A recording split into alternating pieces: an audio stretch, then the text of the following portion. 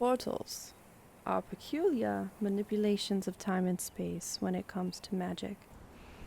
With most portals, or with most spells that is, and incantations, an adept sorcerer knows what the exact outcome will be.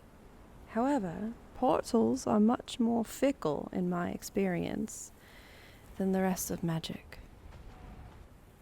Sure, a sorcerer may be able to manifest one on command, but where, pray tell, will it lead?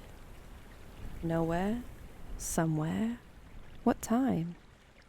When? 5 years it's been since Boethia first separated us. 5 years since I was taken against my will through my very first portal. And 5 years it has taken to learn how to manifest a working portal of my own.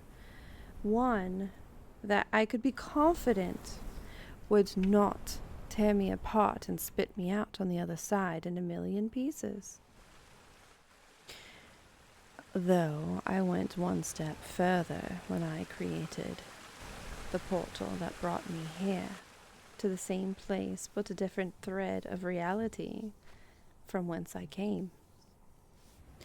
I managed to communicate with the spider god Zath before entering the portal that I created, and request I be steered as close to where Dory is as possible.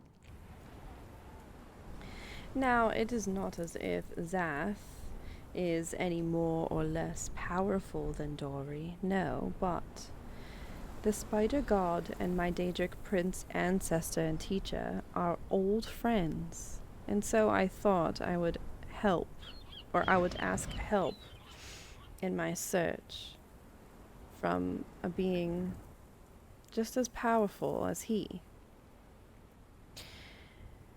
And it seems as though my request has been granted on some level, at least, because my very first night in this new timeline, someone found where I slept and left armor, weapons, tools, and potions behind for me to find.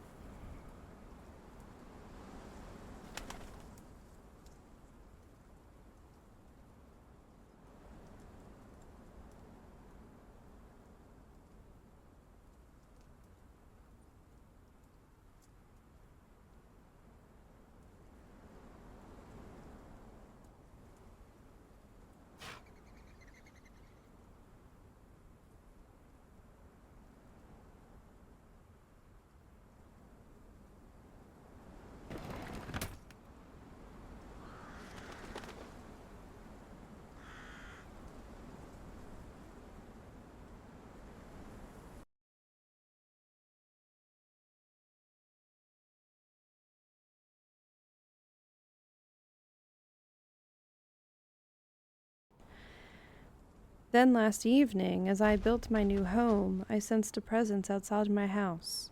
I went outside to see what it was, and a small being, followed by 2 pets, was staring at my furnace.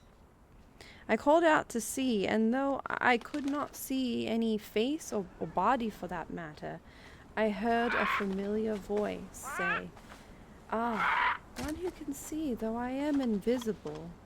Your power is unmistakable, Zedica." And then he left.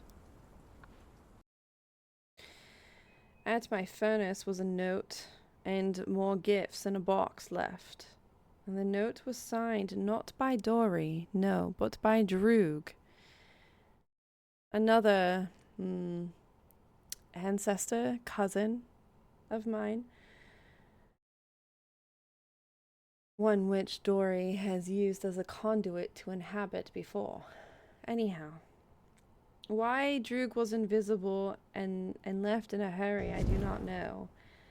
But one thing I do know for certain is that Zath did indeed grant my request on some level. So, now time to find out why Droog was invisible, and why he did not stop and speak with me longer. And why am I drawn to this particular place, alcove near my home, that I've just found recently?